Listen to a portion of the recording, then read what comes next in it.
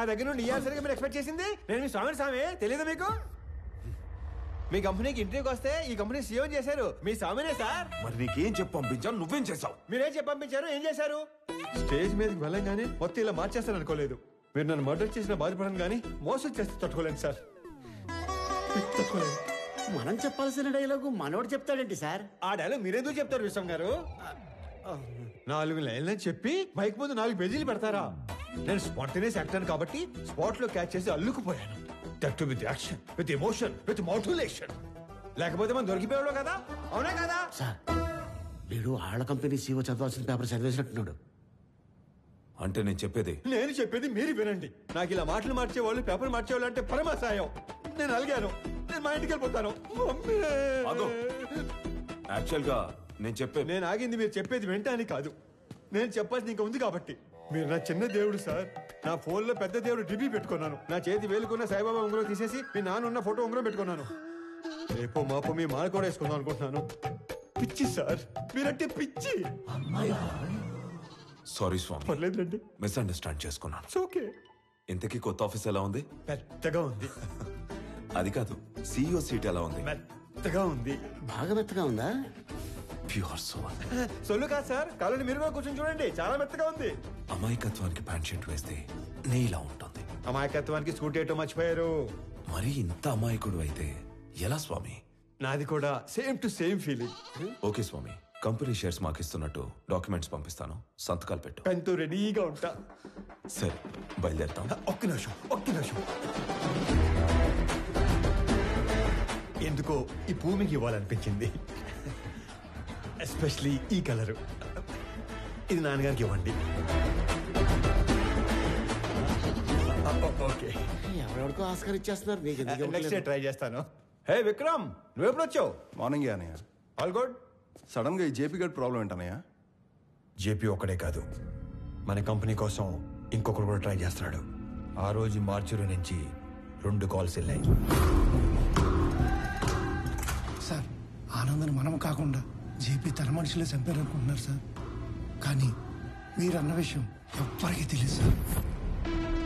ఆ 2వ వాడు ఎవడో కనిపెట్టాలి. సంజయ్ సంజయ్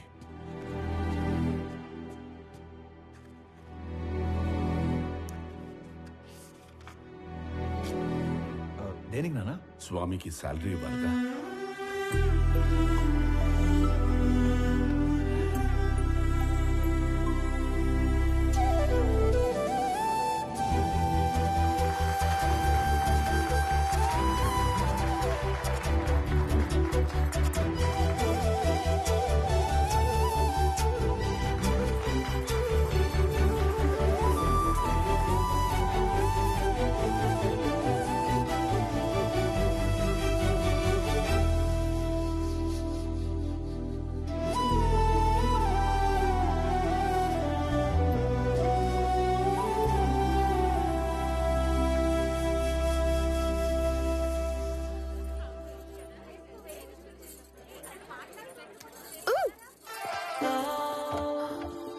ఏంటి బొడ్డు కింద కట్టావు?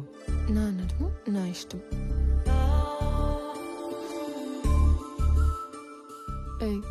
చేతి నాది నా ఇష్టం. ఈ విషయం మా ఆయనకి చెప్పాననుకో.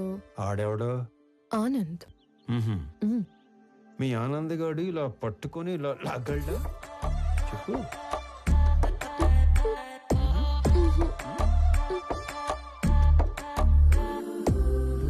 ఇలా ముద్దు పెట్టగలడా?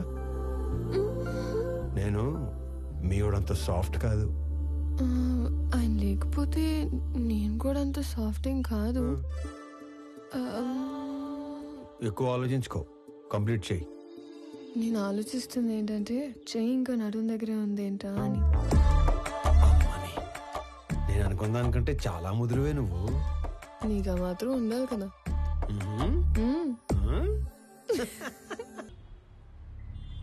డాడ్, వాడు మన ఇన్నోసెంట్ స్వామినే. పాపం మైకుల్ని మనుషుల్ని చూసి పానిక్ అయి ప్రామిసులు చేసేశాడు. మీ ఫ్యాన్ వాడు, మన పని అయిపోతుంది. మీకోసం ఫ్లవర్ కూడా పంపాడు. సోది పులితో నక్కతో తెలియనోడు నా పక్కన ఉండకూడదు. ఒకడి గురించి ఎంక్వైరీ చేయమన్నప్పుడు 10 సార్లు తెలుసుకుని చెయ్యాలి. వాడి నిజమేంటి, అబద్ధమేంటి, సీక్రెట్స్ ఏంటి అని. తన ఐడెంటిటీ అంతా పర్ఫెక్ట్ గానే ఉంది. వీడు వేరు, వాడు వేరు సార్. వ్యాపారం చేస్తున్నప్పుడు దిద్దుకోవచ్చు, దౌర్జన్యం చేస్తున్నప్పుడు దిద్దుకోలేం. స్వామి ఏంటనేది పూర్తిగా తెలుసుకుని చెప్పాలి, చూసి చెప్పకూడదు. పాగాలో ఉన్నది పులా నక్కాని గుర్తుపట్టలేడు. నా పక్కనుంటే పోయేది నా ప్రాణం కాదు, నా సామ్రాజ్యం. నా బలం చదివాడు, నా బలహీనతని వాడాడు. టీ కొట్టడానికి నన్నే రమ్మంటున్నాడు. ఆ స్వామిని వదలను.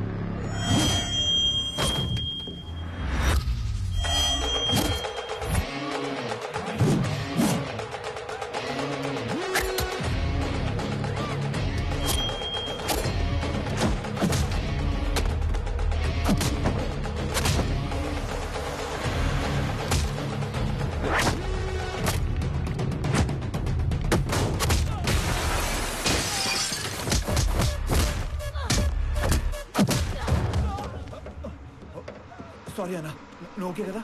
చూసుకోలేదు, నీకేం కాలేదు?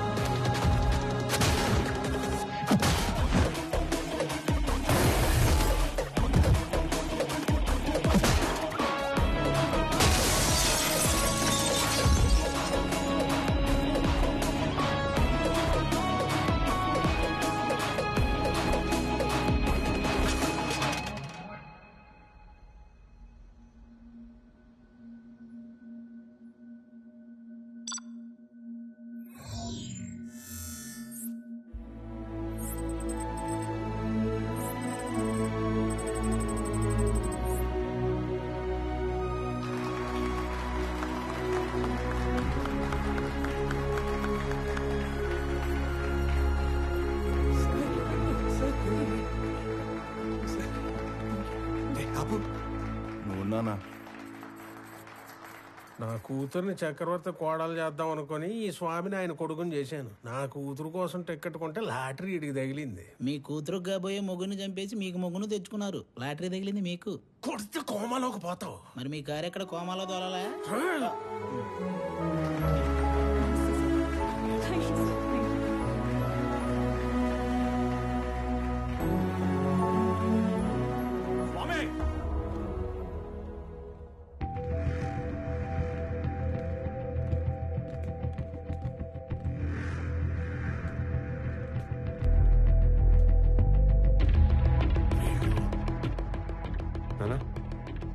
మీరు కంటిన్యూ చేయండి. Okay, I'll take care. It's okay. Careful.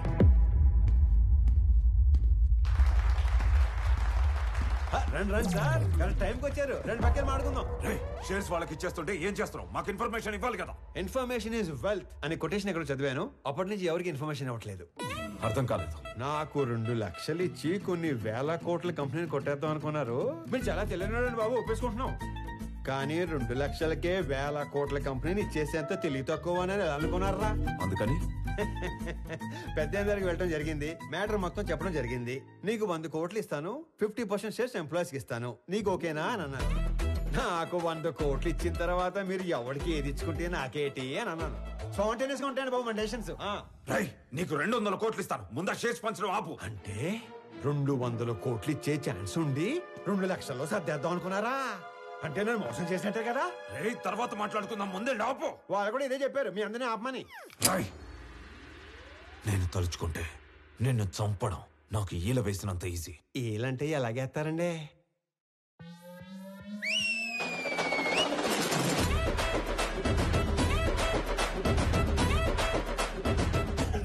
ఈ మధ్య మేము రిచ్ అయ్యాం, 30 మందిని మెయింటైన్ చేస్తున్నాం. మీరు అన్నాను సార్, వేసేస్తాను. నువ్వు ఆగరా. కొత్త బట్టలు కుట్టించి కొత్త గన్స్ చేతులు పెట్టాం కదా, కుర్రాళ్ళు మంచి హుషారు మీద ఉన్నారు.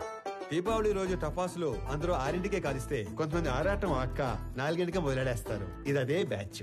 ఉత్తర అటు నుంచి ఒక్క బుల్లెట్ వస్తే ఇటు నుంచి దీపావళి. నా వెనుక 30 మంది ఉంటే నీకంటే ఎక్కువ మాట్లాడేవాణ్ణి. నేను వెనకున్న వాళ్ళని చూసుకొని ముందుకొచ్చిన వాడిని కాదు రోయ్. వెనక ఎవడు లేకపోయినా ముందుకి రావచ్చు అని ఎగ్జాంపుల్ సెట్ చేసిన వాడిని. Boys relax. నీ కామెడీగా ఉందా? ఈ విషయం తెలిసి మా నాన్న దిగితే. రౌడీజంలో కూడా నెపోటిజం ఏంట్రా? నీ బాబు ఏం చేస్తాడో కాదు, నువ్వేం చేస్తావో చెప్పు. చెప్పడానికి లేదా? అయితే ఓ పని చేయి. దేవుడు మనిషికి 9 రంధ్రాలు ఇస్తాడు. అందులో ముఖ్యమైనవి 2. ఒకటి ముందు భాగంలో పైన, రెండోది వెనక భాగంలో కింద ఉంటాయి. ఆ 2 అరచేత్తో మూసుకొని ఇంటికి దుబ్బే. ఎక్కడికి రా వెళ్ళేది? అది ఆపిన తరువాతే ఇక్కడి నుంచి కదులుతాం. అవసరమైతే చక్రవర్తిని చంపేనా. వీళ్ళు విలన్ బయటకొచ్చేస్తున్నాడు. విలన్ బయటకొచ్చేస్తున్నాడు. మాక్సిమం యాక్షన్ వైలెన్స్ లేకుండా డీల్ చేద్దాం అనుకున్నాను. రే, ఏదైనా మ్యూజిక్ పెట్టించండి రా, కొంచెం డైవర్ట్ అవుతాను. ఏరా, జాయిన్ అవుతావా? ఇటు మ్యూజిక్ సెన్స్ లేదు. Boys and girls, put your shoes on. Raise the volume. Let's dance on some mass stuff. రే, ఆ గాజువాక కండక్టర్ సాంగ్ వేసుకోండ్రా. ఆ స్వామిగాడు మనల్ని ఫూల్స్ ని చేశాడు. వాడు స్వామి కాదు, ఆనంద్. మొత్తం కంపెనీ వాడిదయ్యే ఛాన్స్ ఉన్నప్పుడు 100 కోట్ల కోసం ఎందుకు కక్కుర్తి పడతాడు? So he's Anand. నేను నా కొడుకు కోసం ఇదంతా చేస్తున్నాను, కానీ వాడొక కొడుకుగా చేస్తున్నాడు. డాడ్, ఇప్పుడు మనం ఏం చేద్దాం? నీ బర్త్డేకి అన్ని అరేంజ్మెంట్స్ చేసుకున్నావా? అది కాదు. నీ బర్త్డేకి ఆ కంపెనీని గిఫ్ట్ గా ఇస్తాను. పీపుల్ మార్ట్ CEO బర్త్డే అంటే ఇలా జరగాలి. సో నువ్వు వెళ్ళి ఆ పనిలో ఉండు, మిగిలింది నేను చూసుకుంటాను. పెట్టు.